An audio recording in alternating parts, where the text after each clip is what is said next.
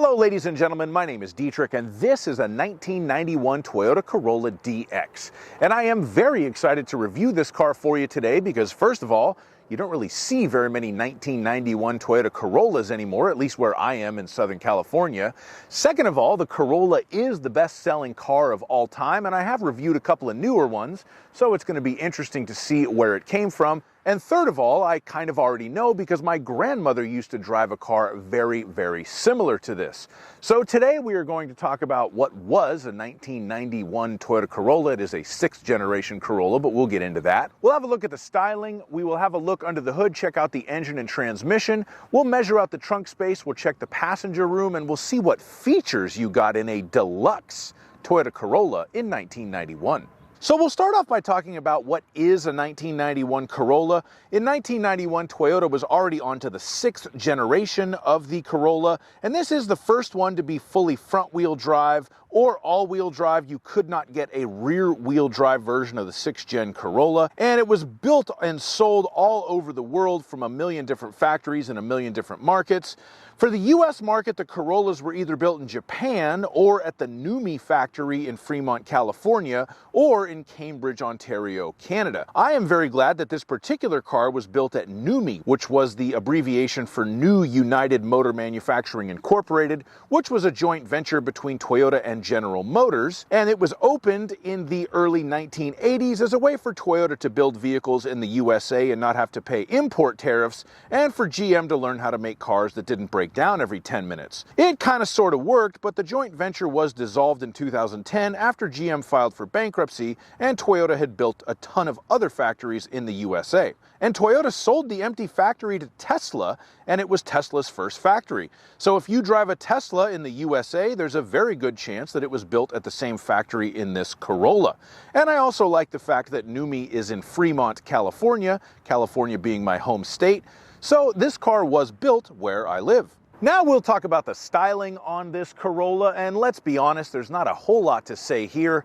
It is relatively boring and restrained. It was in 1991 and it still is now. One thing to note is that this 6th generation of Corolla was the first one to try to be a little bit more aerodynamic and swoopy. Previous Corollas were very boxy before this one, and this one is less boxy, so I guess that's an improvement. The other thing about this car is just how small it is. This is actually the last Corolla to be considered a subcompact car. After this, they went up a size bracket, and now they're considered compact cars. A new Corolla is a foot longer than this thing and about 5 inches wider and 4 inches taller. So this really is a tiny car. It's got 13-inch wheels with 175 millimeter wide tires. The wheels and tires are tiny. The little steering wheel feels tiny. It's really a lot smaller than a modern one, and it feels it. And 1991 was the first year that Toyota used their new corporate logo, which they still use today on a Corolla. And it's right there on the front grille. Before that, it just said Toyota in block letters. I always kind of felt like that logo looked like a cowboy hat. I call it the cowboy hat logo. Maybe I'm the only one who feels that way, but let me know in the comments if you see it too.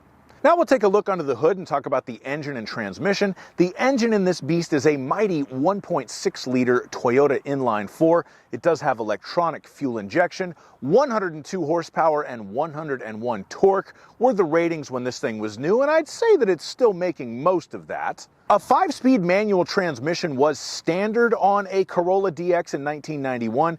This particular vehicle is equipped with the optional automatic transmission, and I'm a little bit confused about the automatic because pretty much everything that I see on the internet indicates that it's a 4-speed automatic in this car, but I feel like I've never physically felt it shift from 3rd to 4th. So to me, it's a 3-speed automatic, and I've tried messing with it. It goes low, 2, and D on the automatic shifter. I've manually shifted through the gears, and when I got it into D, I never felt another shift into a 4th gear. I'd love it if somebody could enlighten me on that. Maybe you could get a 3-speed or a 4-speed automatic. Maybe there's some kind of solenoid that fails on these things over time that prevents it from shifting into 4th. Maybe it's so smooth on that 3 to 4 shift that I just never noticed it, never heard it because of the wind noise in the car when you're up to that speed, because part of the weather stripping has failed on the driver's window. And there's no tachometer for me to know if it shifted or not, so there you go. You could get Corollas from this year depending on where you were in the world with a jillion different engine choices. They made them with diesels, they made them with stick shifts, they made them all-wheel drive. You could even get one with a supercharged 1.6 liter four-cylinder engine, but I'm pretty sure most of them here where I am in the USA had this 102 horsepower lump, and it does its job just fine. It'll do 80 on the freeway. The acceleration is pretty slow, but I think the fuel economy is pretty good. Honestly, I'm not going to test it in this car. I'm sorry if you're one of the people who's a fan of my fuel economy tests. I just don't quite want to put that many miles on it. But overall, powertrain still works well. I give it 2 thumbs up. All right, now we're going to measure out the trunk space. So let's open up the trunk old school style, get the laser tape measure and get to work. The length of the trunk from the back of the trunk to the bottom of the back seat with the back seat up is 3 feet. The width of the trunk at the back of the trunk at its widest point from there to over here is an astonishing 4 feet and 11 inches. I measured that twice from both directions and that's what it came up with. So very easy to put golf clubs in an old Corolla. You could be the king of the golf course. Is actually what my grandmother used to drive to the golf course, so that makes sense. Under here we can see some Numi glue, if I can get my camera to focus on it, that they used to put this fabric bit in that has fallen off, and you can see how easy it would have been to work on the rear tail lights. At the narrowest point in between the wheel wells, the width of the trunk is 3 feet and 2 inches. The height of the trunk on the inside, 1 foot and 8 inches, and you can see that, you know, finished in primered metal. Nothing fancy there, but you wouldn't expect it. The length of the trunk area with the back seat folded down is about 5 feet and 6 inches, and I say about because that's the measurement to the back of that passenger seat there, which is in like a mid position. And one interesting thing this car has that I don't really encounter on modern cars is a little lock so that you can't fold down the back seats if that lock is in place. I just figured that out trying to fold down that one, so I figured I'd point that out. I don't see that on new cars. And if you need to lift something into the back of a 91 Corolla, you'll have to lift it 2 feet and 4 inches off the ground, which is very reasonable. And let's see, under here, the floor cardboard has disintegrated over time. There is a teeny tiny spare tire. God only knows if it's ever been used. But yeah, that is the trunk in a 6th generation Corolla. Now we are going to measure out the passenger space in this 91 Corolla. And for this measurement, I will use myself. I'm 6'5", so we will see if I can sit behind myself in this car. I don't have high hopes for this test to be successful, but I'm sure it will be very entertaining for you to watch the suspension sag and pop back up as I get my fat ass in and out of the car.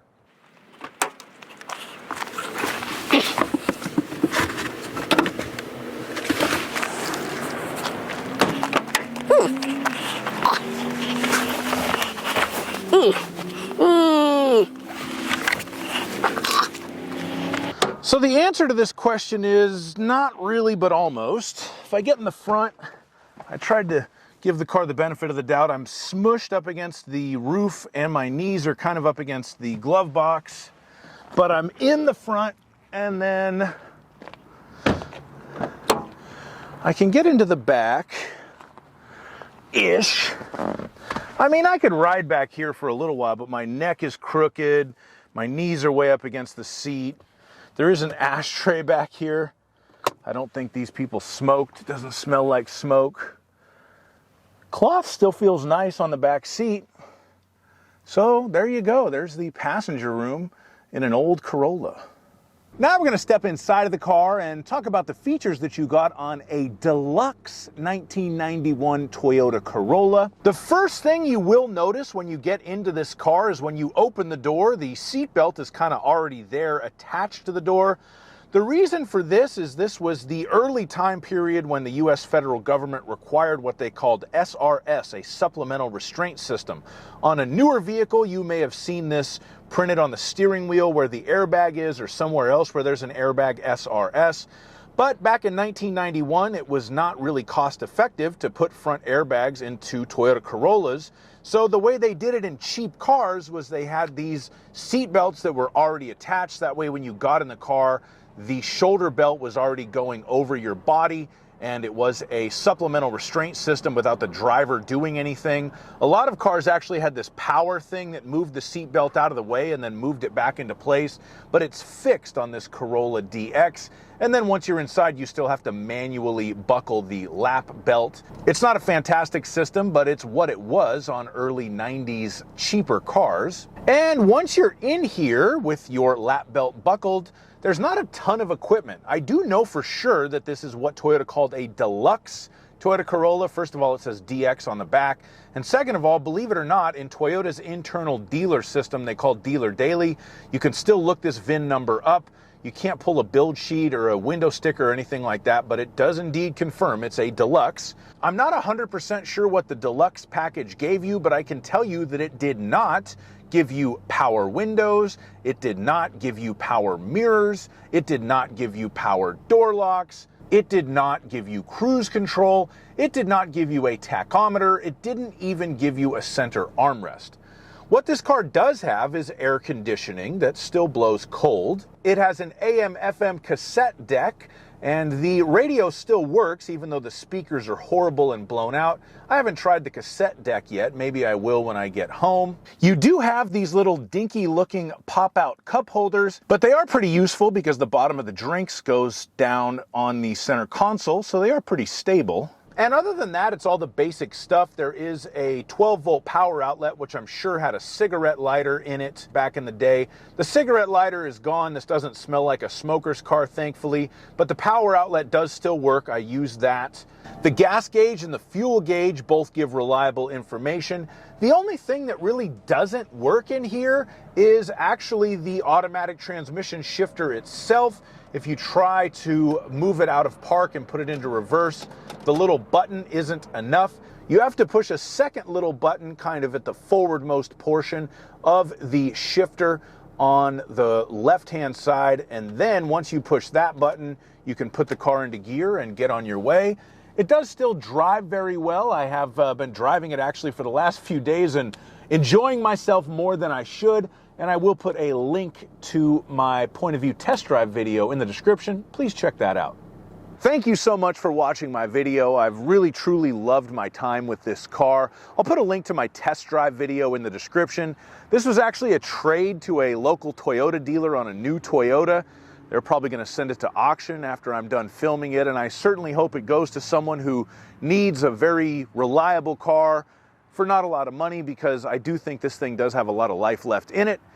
As always, please like my video and subscribe to my channel, and have a great day. Bye-bye.